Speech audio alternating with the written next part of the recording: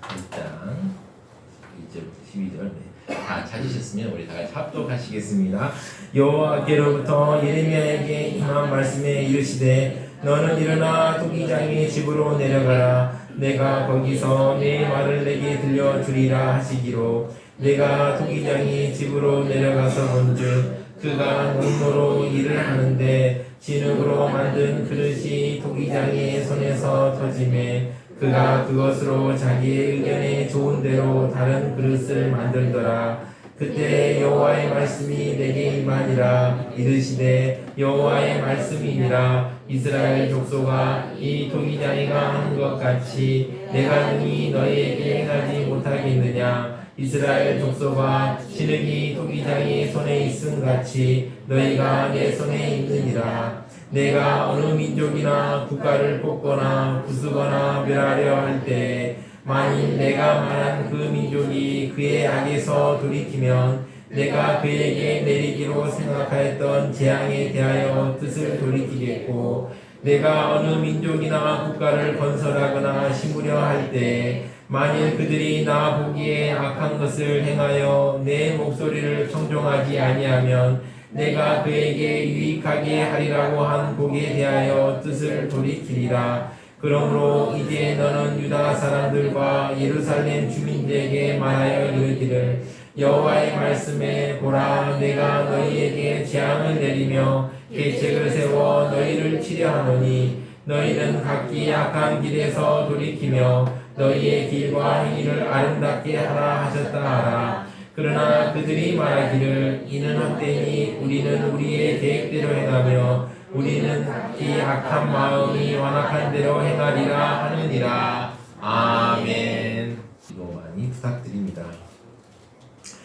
성스러운 주일 아침 거룩한 주의 전에 오신 사랑하는 세수방교회 성도님들 한 분 한 분마다 하나님의 사랑과 은혜와 축복이 넘쳐나시기를 진심으로 축원합니다. 옆에 있는 분들에게 무더운 여름에 이 자리에 오셔서 감사합니다. 한번 인사 한번 해주고 무더운 여름에 이 자리에 오셔서 감사합니다. 감사합니다. 태풍이 지나가서 조금 더위가 이제 좀 식혀졌는데도 그래도 덥더라고요. 아침에 저도 이제 성도님들 모시려고 이제 차를 몰고 나갈 때 좀 더웠습니다. 그래서 에어컨을 좀 트니까 낫더라고요. 그래서 야 아직도 여름이 끝나지 않았구나 라는 생각이 듭니다. 최근에 왕의 DNA를 가진 아이 사건이 화제가 되고 있습니다. 기억나십니까? 신문에 너무 많이 떠들어서 내 아이는 왕의 DNA가 있어 라고 해가지고 아이 아버지가 9개의 요구사항을 교사에게 선생님께 전했다고 합니다. 참 여기서 읽기에는 참 민망한 내용이라서 읽을 수는 없지만 읽으면서 저는 참 마음이 좋지가 않았습니다. 옛날에는 선생님의 권위에 순종하고 따랐는데 어떻게 이렇게 되었나 하는 마음도 듭니다. 요즘처럼 순종의 가치가 땅에 떨어진 시대도 없다는 생각이 듭니다. 최근에 의사 선생님들 또 얘기를 들어보면요, 의사 선생님들이 좀 힘들다고 합니다. 왜냐하면 이렇게 하세요 저렇게 하세요 하면 어디서 들었는지 어떤 의사 선생님이 이렇게 하라고 하던데 TV에 어떤 의사 선생님이 이렇게 하라고 하던데 라고 하면서 의사의 처방을 불신하고 의심합니다. 물론 일부 나쁜 의사 선생님도 계시겠죠. 하지만 자신의 병원에 온 환자가 낫지 않기를 바라는 의사 선생님이 있겠습니까? 없지요. 없다고 생각합니다. SNS 발달로 또 미디어의 발달로 우리의 귀를 즐겁게 해주는 정보들이 넘치고 넘칩니다. 그러다 보니까 사람들은 권위를 인정하지도 않고 순종하지도 않습니다. 그러다 보니까 시간만 지나고 낭패를 보는 경우가 있습니다. 어떤 사람이 3년 된 쑥을 이제 찾으려고 했습니다. 3년 된 쑥을 막 찾으려고 했는데 이제 이 쑥을 찾으면 건강에 좋다, 몸에 좋다는 생각을 두고 3년 된 쑥을 막 찾아다녔습니다. 그런데 뭐 우리 성도님들 다 아시겠지만 쑥이라는 게 1년 살고 그냥 지잖아요. 어떻게 3년 된 쑥을 찾을 수 있겠습니까? 그리고 찾지 못하고 7년이 지나고 말았습니다. 만약에 지천에 널린 쑥을 뜯어서 3년간 말렸으면 어떻게 됐을까요? 구할 수 있었지 않겠습니까? 세상의 교묘한 소리는 우리를 유혹합니다. 하나님의 길, 믿음의 길에서 떠나면 뭔가 있을 것처럼 말합니다. 그러나 참된 기쁨은 하나님으로부터 나옵니다. 참된 은혜도 하나님으로부터 나옵니다. 왜냐하면 하나님만이 우리를 만드시고 우리를 누구보다도 가장 잘 아시는 분이시기 때문입니다. 오늘 예레미야는 하나님께서 토기장의 집으로 내려가라고 명하셨을 때 어떤 의문도 제시하지 않았습니다. 그는 하나님의 말씀, 하나님의 명령이기에 무조건 순종하였습니다. 사진 그림 하나 보여주실까요? 네, 토기장이 아마 이랬을 것이다라는 그림이 있어서 제가 한번 이렇게 넣어봤습니다. 토기장이가 이제 막 토기를 만들고 있을 때 보고 있는 분 예레미야이겠죠. 이게 보면서 이제 순종하였습니다. 사실 아무런 설명도 없이 토기장의 집으로 가라는 하나님의 명령에 대해서 충분하게 의문을 제기할 수 있는 상황이지만 예레미야는 하나님의 말씀, 절대자의 말씀이기에 무조건 하나님 말씀에 순종하였습니다. 그러한 그에게 하나님께서는 새롭게 말씀을 주심으로 진리에 대한 더 큰 깨달음을 주셨습니다. 여기서 말하는 토기장이는 아마 예레미야가 알고 있던 토기장이를 말하기도 하고요. 내려가라는 말을 통해서 짐작할 수 있으시. 그 당시는 이제 어떤 동네가 있었어요. 토기장이가 모이는 동네, 빵을 만드는 동네가 있었는데 그 동네로 내려갔던 것 같습니다. 하나님께서는 놀이와 같은 방법으로 예레미야를 인도하였습니다. 하나님께서 이제 당신의 말씀에 순종할 때 우리에게 진리에 대한 더 큰 깨달음과 가르침을 주시죠. 참 보면 그런 것 같아요. 성경을 보거나 말씀 보면 하나님께서는 한꺼번에 다 가르쳐주지 않습니다. 그냥 하나님의 스텝에 맞춰서 그때마다 조금씩 열어주고 나중에 다 때가 되면 다 열어주십니다. 그러다 오늘 하나님께서 토기장에 내려가라 하시며 깨닫게 하신 진리는 무엇일까요? 오늘 우리는 한번 말씀을 통해 살펴보고자 합니다. 첫 번째입니다. 하나님께 복과 화가 있습니다. 하나님께서는 이 세상을 만드시고 우리의 인생을 살게 하신 창조주이십니다. 그분은 우리의 인생의 절대 주권을 소유하신 토기장입니다. 하나님 우리 흥하게도 할 수 있고요, 망하게도 할 수 있고, 구원하실 수도 있고 버리실 수도 있습니다. 그러나 하나님은 원칙 없이 마음대로 하시지 않습니다. 3절 4절 보면 이러합니다. 내가 토기장의 집에 내려가서 본즉 그가 농로로 일을 하는데 진흙으로 만든 그릇이 토기장의 손에 터짐에 그가 그것으로 자기 의견에 좋은 대로 다른 그릇을 만들더라. 예레미야는 토기장의 집에서 그가 농로로 일하는 걸 봅니다.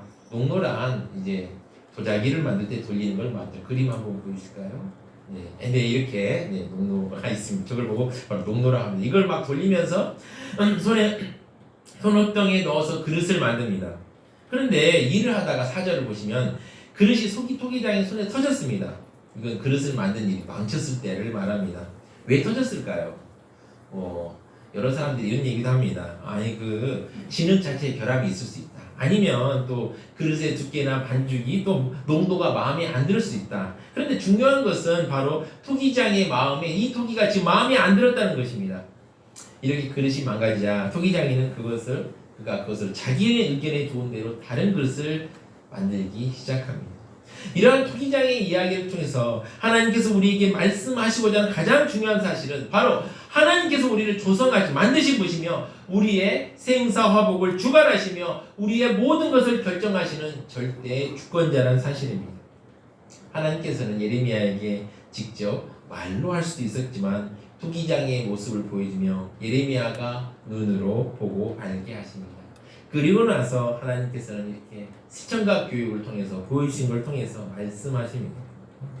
이와 같이 하나님께서는 그의 말씀인 성경을 통해서 하나님의 뜻을 보여주시고 하나님의 경륜을 알게 하십니다. 그래서 성경을 뭐라고 합니까? 특별 계시라고 합니다. 하나님께서 특별 계시를 통해서 하나님을 알게 합니다.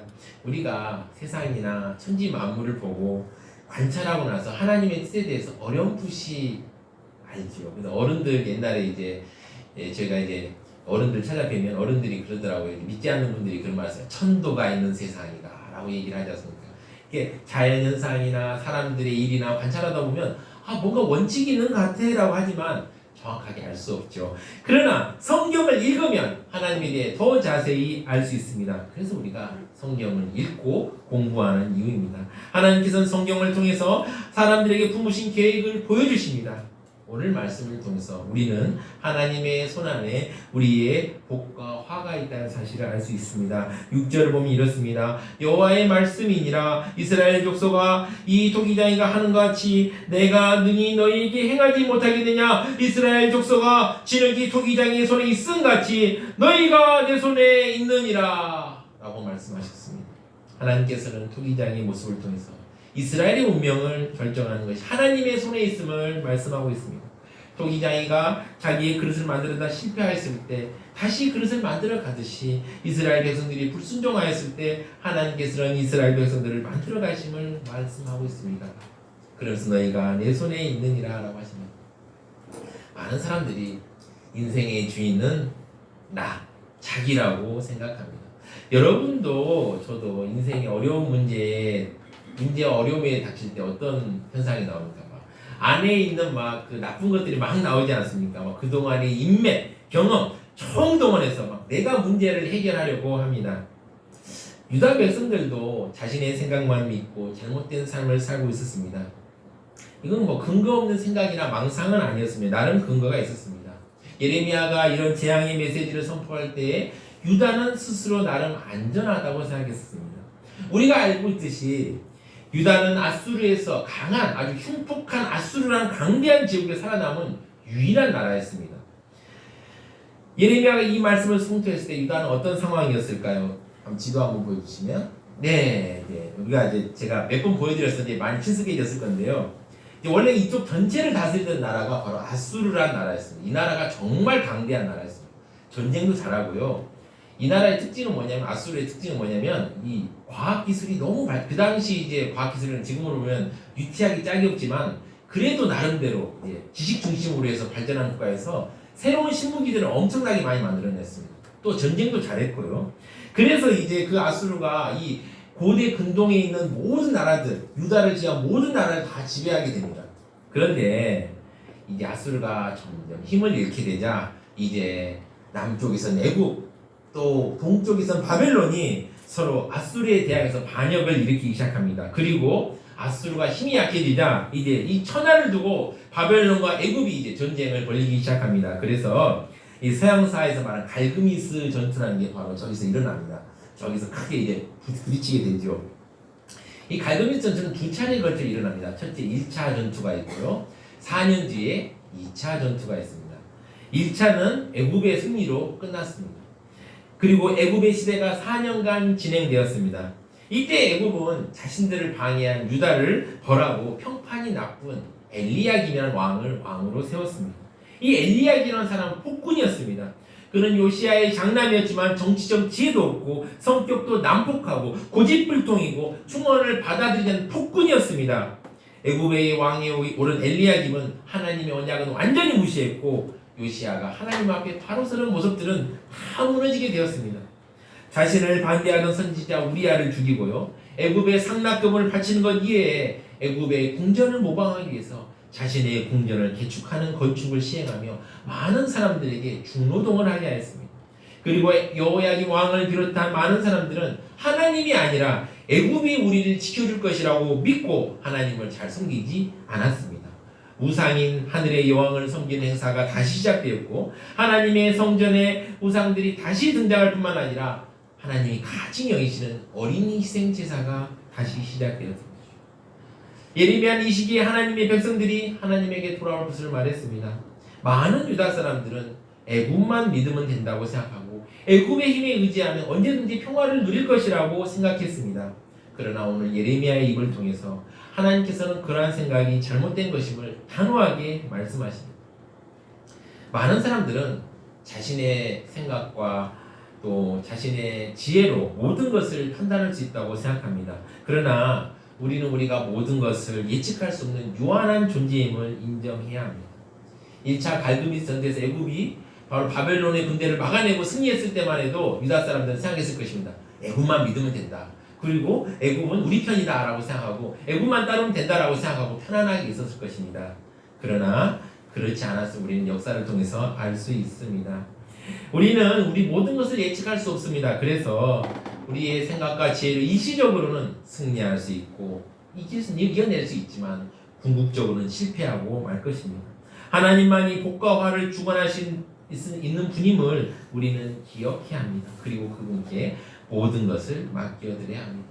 그분의 일하심이 얼마나 큰지 우리는 기억하고 또 늘 기억해야 합니다. 두 번째입니다. 세상은 비웃어도 하나님은 일하십니다. 세상 사람들은 하나님의 말씀에 귀를 기울이지 않았습니다. 그러나 하나님께서는 일하십니다. 그것을 깨닫고 사는 사람이 지혜로운 사람입니다. 오늘 예레미야는 하나님의 명령을 받고 말씀을 전하였습니다. 그러나 이스라엘 백성들은 그 말씀에 귀를 기울이지 않았습니다. 12절을 보시면 이러합니다. 그러나 그들이 말하기를 이는 헛되니 우리는 우리의 계획대로 행하며 우리는 각기 악한 마음이 완악한 대로 행하리라 하느니라. 12절의 말은 너무도 교만하고 악한 말이었습니다. 하나님의 경고를 듣지 않는 정도가 아니라 무시하고 경멸했습니다. 여기서 이는 헛되니 라는 말은 무슨 말일까요? 어떤 말일까요? 헛소리하지 말라는 말입니다. 얼마나 교만하고 오만합니까? 이들에 대해서 하나님께서는 이런 경고를 예레미야를 통해 하셨습니다. 11절을 보시면 그러므로 이제 너는 유다 사람들과 예루살렘 주민에게 말하 이르기를 여호와의 말씀에 보라 내가 너에게 재앙을 내리며 계책을 세워 너희를 치려 하노니 라고 말씀하셨습니다. 여기서 끔찍하게 무서운 건 계책을 세워서라는 것입니다.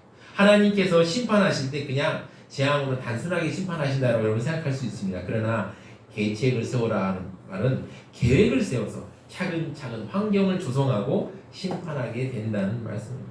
이것은 무서운 말입니다. 전쟁에서 적들이 기습 공격하듯이 그렇게 우리를 심판하시겠다는 말씀입니다. 그 계획은 시작이 되면 끝까지 우리를 심판하실 것입니다. 얼마나 놀랍고 무섭습니다. 세상은 비웃어도 하나님께서는 일하십니다. 하나님께서는 그의 계획을 이루실 것입니다. 시편 33편 11절을 보시면 여호와의 계획은 영원히 서고 그의 생각은 대대에 이르리로다 라고 하셨습니다. 하나님께서는 그의 계획을 이루실 것입니다. 하나님의 말씀을 듣고 순종하려는 우리에게 하나님의 일하심은 큰 희망입니다. 하나님께서는 하나님의 말씀을 따르는 자들을 향한 선한 계획이 있습니다. 그러나 그 계획은 우리가 완전히 다 알 수는 없습니다. 그러나 때가 되면 알게 됩니다. 예수님의 제자들이 처음에 예수님의 사역을 오해했습니다. 예수님을 지상의 왕, 권력자가 될 거라고 생각하고 그분을 따랐습니다. 그러나 때가 되자 결국 예수님이 어떤 일을 하러 오셨는지 그리고 내가 해야 되는 무엇인지에 대해서 알게 되게 됩니다. 우리도 마찬가지입니다. 우리가 기도로 무장하고 또 주님의 말씀으로 무장하고 날마다 선한 싸움을 싸우며 승리하며 나아간다면 하나님께서는 그의 선한 계획을 드러내실 것입니다. 심판하려 할 때에도 회개하면 심판을 거두어 주시는데 하물며 여러분이 정말 굳은 마음을 가지고 믿음의 길을 성실하게 걸어가는 사람들에게 큰 은혜가 없겠습니까? 말로 다 할 수 없는 큰 은혜가 있습니다. 믿고 하나님을 의지하는 자에게 큰 승리와 기쁨이 있을 것입니다. 여러분, 성도 여러분, 지금 혹시 고난을 당한다 해서 슬퍼하거나 낙심하지 마십시오. 지금 눈앞에 아무것도 보이지 않는다고 해서 어렵다고 실망하지 마십시오. 지금 내 자신의 모습을 볼 때 초라하게 느껴질 때가 있을 겁니다. 그럼에도 불구하고 믿음의 자리를 꼭 지키시길 바랍니다. 굳게 서서 기도하며 나아가야 됩니다. 우리가 하나님의 뜻에 최선을 다해 순종하며 온유하며 기도하며 나아간다면 승리는 우리의 손에 있습니다. 세상 사람들이 멈추어도 하나님께서는 선하게 일하십니다. 그 일하는 손을 멈추지 않습니다. 우리는 성경 말씀을 통해서 하나님께서 어떻게 일하시는지 봅니다. 창세전부터 여러분들을 택하셨고 지금까지 이끌어왔습니다. 우리 성경 말씀 같이 볼까요? 에베소서 1장 3절부터 6절까지 말씀입니다. 네, 에베소서 1장 3절 6절까지 천천히 같이 한번 읽어보겠습니다. 찬송하리로다 하나님 곧 우리 주 예수 그리스도의 아버지께서 그리스도 안에서 하늘에 속한 모든 신령한 복을 우리에게 주시되 곧 창세전에 그리스도 안에서 우리를 택하사 우리로 사랑 안에서 그 앞에 거룩하고 흠이 없게 하시려고 그 기쁘신 뜻대로 우리를 예정하사 예수 그리스도로 말미암아 자기의 아들들이 되게 하셨으니 이는 그가 사랑하시는 자 안에서 우리에게 거저 주시는 바 그의 은혜의 영광을 찬송하게 하려는 것이라. 아멘. 사랑하는 성도 여러분, 지금 이 상황이 얼마나 귀합니다. 여러분이 지금 이 자리에 예배드릴 수 있는 은혜가 창세 전부터 예비되었다는 것입니다. 얼마나 감동이고 감격입니다. 저는 에베소 1장 3절 6절을 읽을 때마다 마음이 막 가슴이 막 뜁니다. 뛰고 하나님의 사랑이 이렇게 크구나, 이렇게 놀랍구나 라는 것을 깨닫습니다. 하나님의 은혜가 이렇게 크구나. 지금 혹시 여러 가지 일들로 힘들 수 있습니다. 그러나 기억하십시오. 하나님을 믿고 의지하는 사람에게 하나님께서 놀라운 길을 예비하고 계십니다. 하나님은 여러분들을 만드셨습니다. 여러분의 인생길을 지금까지 인도하셨습니다. 하나님께 하나님의 은혜를 생각하면서 우리 한번 찬양 하나 했으면 좋겠습니다. 하나님은 너를 만드신 분. 네, 찬양 같이 했으면 좋겠습니다.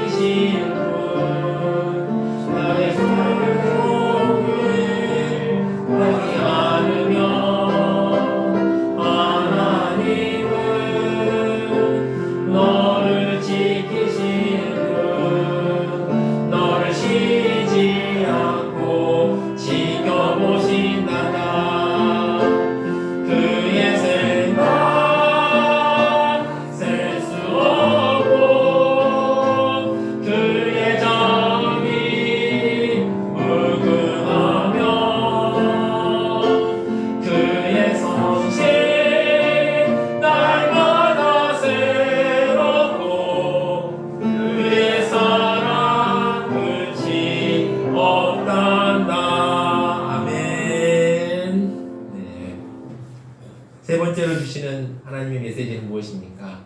승리를 주시는 하나님께 감사해야 합니다. 오늘 말씀에서 우리가 절대 놓치지 말아야 할 것은 승리를 주시는 하나님께 감사하는 것입니다. 하나님께서는 그의 말씀에 순종하고 따르는 백성들에게 은혜 베푸시고 복 주심을 말하고 있습니다. 6절을 보시면요, 6절 다시 한번 보겠습니다. 여호와의 말씀이니라. 이스라엘의 족속아, 이 토기장이가 하는 것 같이 내가 능히 너에게 행하지 못하겠느냐. 이스라엘 족속아, 진흙이 토기장이 손에 있음 같이 너희가 내 손에 있느니라. 아멘. 이스라엘 족속들의 운명이 하나님의 손에 있듯이 새 이스라엘인 우리의 삶과 운명도 하나님의 손 안에 있습니다. 물론 우리가 하나님 안에서 잘못할 때가 있죠. 저도 실수할 때가 있고 여러분도 마찬가지로 우리 다 연약하지 않습니까? 그러다 보니까 넘어질 때도 있고 하나님 앞에서 실수할 때도 있고 잘못할 때도 있죠. 그러면 어떻습니까? 하나님께서 사랑하시기 때문에 징계를 내리지 않겠습니까? 그러나 우리가 하나님의 말씀에 귀를 기울이고 순종하며 살아간다면 하나님께서는 반드시 승리를 주십니다. 여러분, 하나님이 우리를 향한 마음이 어떠할까요? 한번 생각해 보신 적 있으십니까?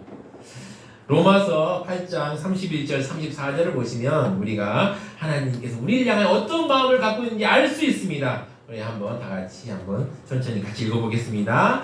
그런즉 이 일에 대하여 우리가 무슨 말하리요? 만일 하나님이 우리를 위하시면 누가 우리를 대적하리요? 자기 아들을 아끼지 아니하시고 우리 모든 사람을 위하여 내주신 이가 어찌 그 아들과 함께 모든 것을 우리에게 주시지 아니하겠느냐. 누가 능히 하나님께서 택하신 자들을 고발하리요? 의롭다 하신 이는 하나님이시니 누가 정죄하리요? 죽으실 뿐 아니라 다시 살아나신 이는 그리스도 예수시니 그는 하나님 우편에 계신 자요 우리를 위하여 간구하는 자신이라. 아멘. 얼마나 놀랍고 얼마나 감사합니다. 하나님께서 우리를 향한 그 뜻, 그 생각 얼마나 놀랍습니다. 우리는 우리에게 승리를 주시는 하나님께 미리 감사해야 합니다. 물론 우리의 생각대로 인생의 일이 풀리지 않을 수 있지요. 주변에 청년들, 제가 이제 지난 교회에 사역했던 청년들 가끔 이제 전화 와서 연락하고 하다 보면 인생이 뜻대로 안 풀린다고 얘기를 해요. 얼마나 안타까운지 모릅니다. 그때마다 전 위로하고 낙심하지 말 것을 말합니다. 그러나 우리 기억해야 됩니다. 하나님께서 우리에게 가장 선한 것을 예비해 놓으셨다는 사실입니다. 정말입니다. 가장 선한 것을 예비해 놓으셨습니다. 그림 하나 보시죠. 네, 이 그림이 무슨 그림인지 좀 작아서 안 보이시죠? 어떤 사람이 화분을 사러 갔습니다. 그런데 이제 화분을 파는 사람이 딱 보기 별로 좋지 않을 것 같은 초라한 것을 주는 거예요. 그러니까 이제 이 화분을 사는 사람이 망설이는 거죠. 아, 이게 맞나? 그런데 이 화분 파는 분이 그러는 겁니다. 믿고 가져가봐. 일단 가져가봐 하는 거죠. 뭘 말합니까? 하나님께서 우리에게 우리가 지금 눈에 보이는 게 초라해 보이고 또 우리의 마음에 차지 않더라도 이 안에는 하나님의 가장 선한 뜻이 있다는 사실입니다. 지금 생각지도 못한 고난에 힘이 겨울 수 있습니다. 뭐 나는 정말 힘들어서 미치겠는데 내 앞에 아무도 없는 것 같고 혼자서 막 헤매고 있는 그런 절망감이 여러분을 엄습할 때가 있을 것입니다. 참 인간은요 간사하고 연약한 존재입니다. 왜 연약한 존재입니까? 고난을 겪어봐야 축복이 얼마나 소중한지 압니다. 배가 고파봐야 음식이 얼마나 소중한지 압니다. 제가 옛날에 무한도전이라는 프로그램을 본 적이 있는데요. 거기서 이제 어떤 지금도 지금 유재석 씨인가요? 그분이 짜장면을 먹기 위해서 마라도까지 가서 먹는 장면이 있었습니다. 그때 얼마나 배가 고팠는지 음식을 정말 맛있게 먹는 장면을 제가 보고 저 배고프면 그럴 수 있겠다라는 생각이 들었습니다. 사랑하는 성도 여러분, 여러분이 지금 고난을 겪고 있는 것 더 큰 축복을 위한 일종의 예고다라고 생각하시면 됩니다. 여러분이 고통을 지고 짐을 지고 있는 그 순간 주님께서 짐을 지고 있는 나를 안고 계십니다. 여러분 기억하십시오. 내가 지금 무거운 짐이 있지 않습니까? 그 짐을 지고 있는 나를 주님께서 안고 있습니다. 기억하시기 바랍니다. 우리의 대장 되신 주님께서 이루실 승리를 기억하십시오. 기대하십시오. 여러분 하나님께서는 기대하는 자에게 승리를 허락하십니다. 우리가 이제 예배나 또 부흥회, 지금은 이제 부흥회 잘 안 합니다만 옛날에 부흥회 같은 할 때 또 수련회 할 때 뭘 얘기합니까? 사모함으로 기다리라. 기대하는 마음으로 기다리라 하잖아요. 그러면 이제 놀랍게도 기대하고 사모하는 자에게 하나님 큰 은혜를 부어주십니다. 여러분 하나님께 주신 승리를 기대하십시오. 감사하고 나아가십시오. 우리에게 승리를 주신 하나님의 은혜를 생각하며 함께 찬양하기 원합니다. 찬송가 356장입니다. 찬송가 356장. 네, 다 같이 힘차게 찬양하시겠습니다. 다 같이 박수를 찬양하겠습니다.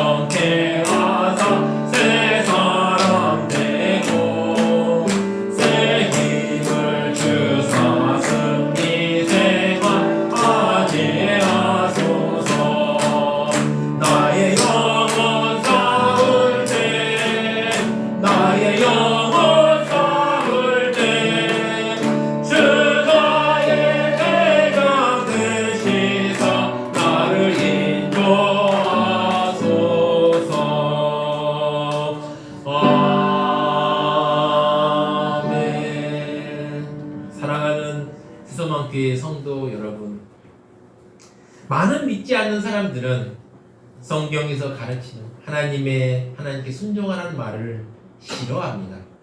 마치 그들은 하나님의 절대 주권을 말하고 순종을 요구하신 하나님을 마치 과거 전제 군주시대 독재자로 생각하며 자신의 자유를 누구도 이래라 저래라 간섭할 수 없다고 말합니다. 그러나 그들은 사람이 어떤 존재인지 또 세상을 창조한 진정한 왕이신 하나님이 어떤 분인지 알지 못하고 있는 무지한 자들, 근거 없이 행동하는 사람들 뿐입니다. 우리 하나님께서는 절대자이시고 절대 주권과 권세를 가지고 있지만 그만큼 크고 풍성한 사랑의 하나님이십니다. 사랑과 자비가 충만한 하나님은 당신의 사랑과 긍휼로 연약하고 부족한 우리를 온전하게 하며 아름답고 거룩하게 하실 수 있는 유일한 분이십니다.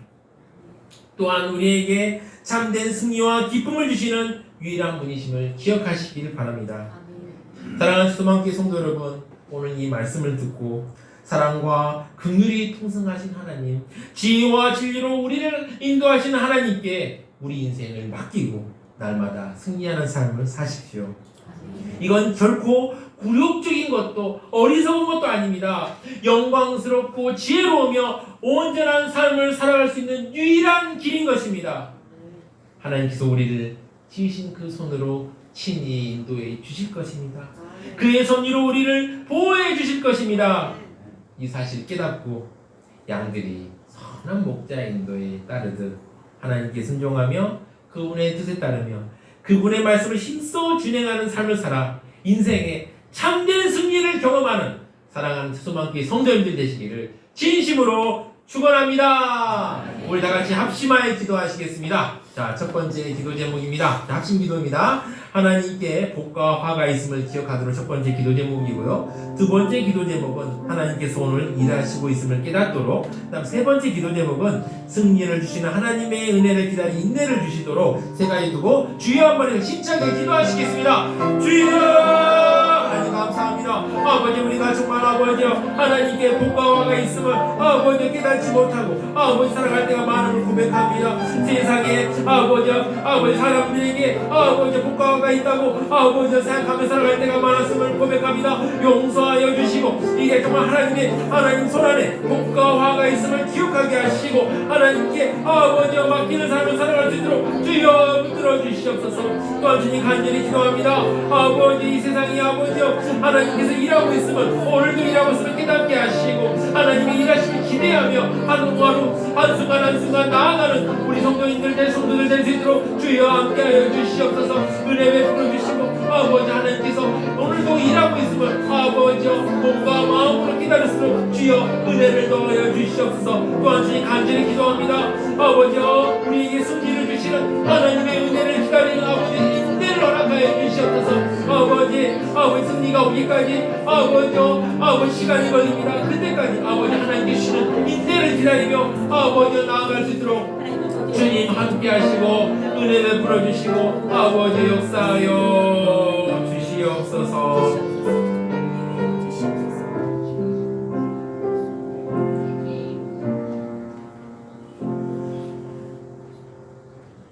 사랑과 자비가 넘치는 하나님 아버지, 오늘 말씀을 통해서 참된 은혜와 승리가 하나님께로부터 나옴을 알게 하시니 감사합니다. 우리가 하나님의 말씀에 순종하며 이번 한 주 동안도 승리하도록 인도하여 주시옵소서. 이 모든 말씀 우리 주 예수 그리스도 이름 기도드립니다. 아멘.